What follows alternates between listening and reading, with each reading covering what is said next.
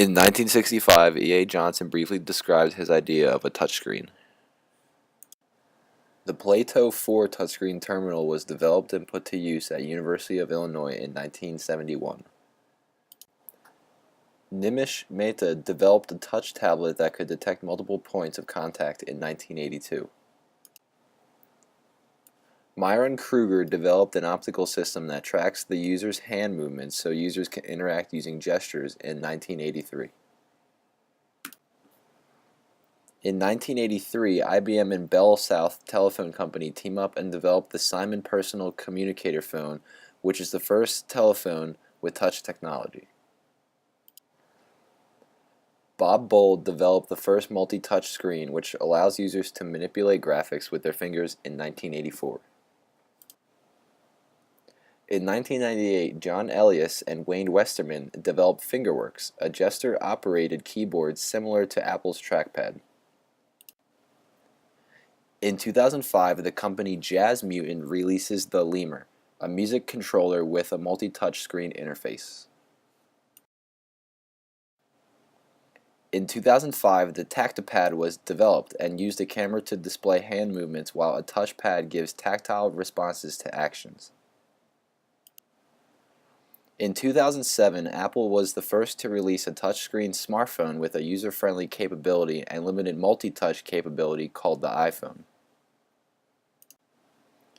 In 2010, Apple brings the iPad to the market using multi-touch technology and allows users to surf the web, read and send email, look at photos, and etc. In 2011, Samsung uses Microsoft's Surface software to create an interactive tabletop called the Surface 2.0. The majority of touchscreen devices in today's world use either resistive or capacitive touchscreen technology.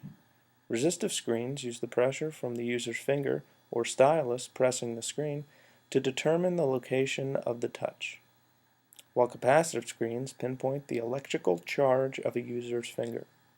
Throughout this video, you will learn the basic functions of both resistive and capacitive touchscreen technologies. Capacitive touchscreens are extremely common in our society today. Chances are you have a capacitive touchscreen in your pocket right now. The majority of smartphones and tablets use capacitive touchscreen technology. Have you ever wondered why your screen is so sensitive? The screen uses our body's electrical current to determine where on the screen a user is touching.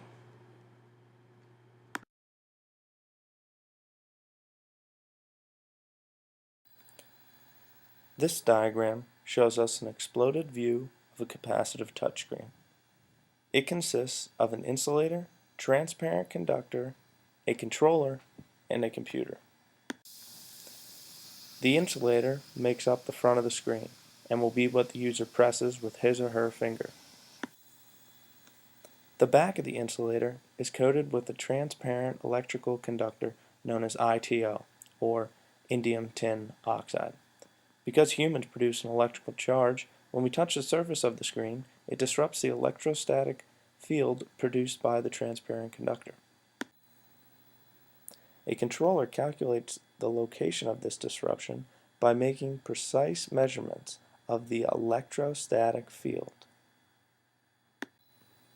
The location of the user's finger on the screen is sent to a computer where the command the user is trying to perform is then executed.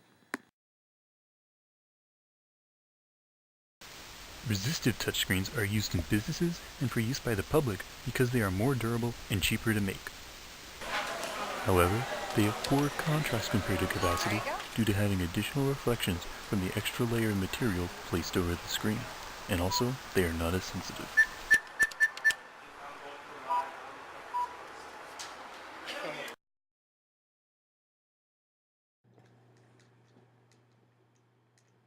In this diagram, you see a thin flexible membrane known as the PET film separated from a glass or acrylic substrate by insulating spacers. The substrate surface and the facing membrane surface has transparent coatings that meet between the insulating spacers when pressure is applied to an area on the screen. The action closes an electrical circuit, allowing for the location to be found.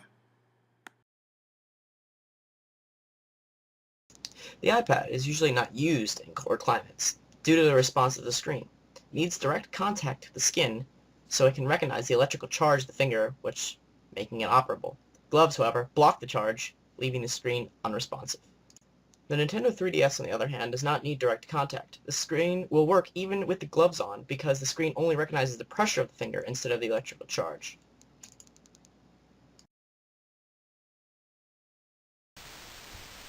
Touchscreens have replaced several previous technologies. For smartphones, it has replaced analog buttons with buttons on the touchscreen, which has made them easier to use due to a GUI interface, while allowing for a larger screen without increasing the size of the phone.